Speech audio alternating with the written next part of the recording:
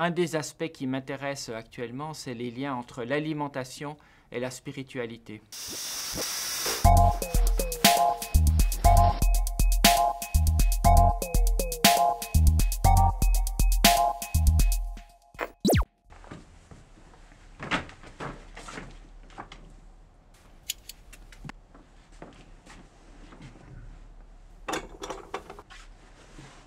Je vise l'Oscar, attention.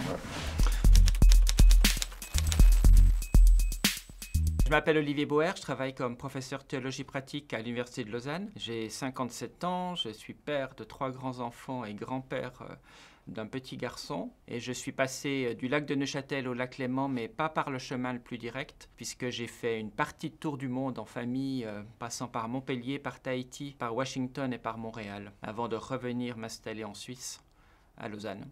Jusque-là, ça va. Moi, je ne suis pas sûr qu'on choisit nos sujets de recherche. J'ai l'impression que c'est souvent des sujets de recherche qui nous choisissent. Et probablement, pour moi, c'est les voyages à l'étranger, cette déculturation qui m'a fait prendre conscience des particularités et de découvrir qu'ailleurs, dans d'autres régions du monde, on a un rapport complètement différent à l'alimentation. Je m'intéresse vraiment à la théologie pratique, c'est-à-dire un peu à l'impact de la religion sur les pratiques, par exemple ecclésiales, pastorales. Et un des aspects qui m'intéresse actuellement, c'est les liens entre l'alimentation et la spiritualité. J'aime bien représenter le manger catholique un peu comme des montagnes russes.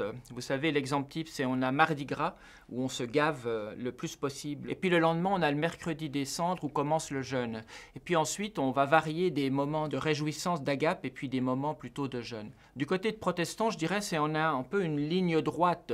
Donc on fait attention à ce qu'on mange chaque jour de l'année, et il y a peu d'excès, et il y a peu de moments où il faut se priver de quelque chose. Je pense qu'il y a une culture protestante de la sobriété qui se décline selon différents points, en tout cas du côté réformé calviniste, ce qu'on trouve par exemple en Suisse romande, en France, aux Pays-Bas. On a une sorte de contrôle de soi, ce qui n'empêche pas aussi que la Suisse, plutôt protestante, produit du chocolat. Donc c'est vraiment une tempérance ou une sobriété qu'on retrouve dans différents aspects de l'existence. Moi, je pense que si je devais résumer ma recherche en une phrase, je dirais « Je suis convaincu qu'on mange aussi comme on croit ». C'est-à-dire que les croyances ont un impact sur notre alimentation. Et que contrairement à ce qu'on croit parfois, on ne mange pas ce qu'on veut, mais on mange aussi comme on croit ou comme on nous fait croire. Je prends un exemple très pratique. Je sais que les Suisses s'offusquent toujours quand on mange du chien, mais là, il y a une question de représentation. Dans la croyance helvétique, manger du chien, c'est passer une limite, c'est un tabou. Donc ces croyances, ces convictions, elles ne sont pas seulement de l'ordre du religieux, mais elles arrivent aussi dans des ordres identitaires ou philosophiques ou éthiques.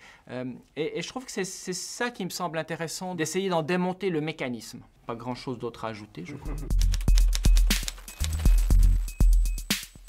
Moi, je pense que la recherche que je fais, et je ne suis pas tout seul à la faire, peut permettre aux gens de devenir un peu plus conscientes et conscients de leur manière de consommer. En quoi est-ce que mes croyances ont une influence sur mon comportement d'achat? Derrière des choix qui nous semblent peut-être totalement libres ou peut-être totalement imposés par la société, il y a une responsabilité personnelle. Il n'y a pas que des faits objectifs qui entrent en jeu, mais il y a aussi toute une représentation du monde. Je prends l'exemple d'une tomate. Je veux une tomate. D'abord, quelles sont les convictions qui me font choisir une tomate pour une raison plutôt pour une autre? Est-ce que je vais acheter du bio?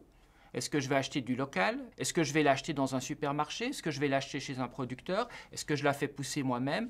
L'idée en tant que théologien, c'est aussi de décrypter en quelque sorte toutes ces croyances ou ces convictions qui gouvernent notre manière de s'alimenter. Enfin voilà, je sais pas, j'arrête de répondre.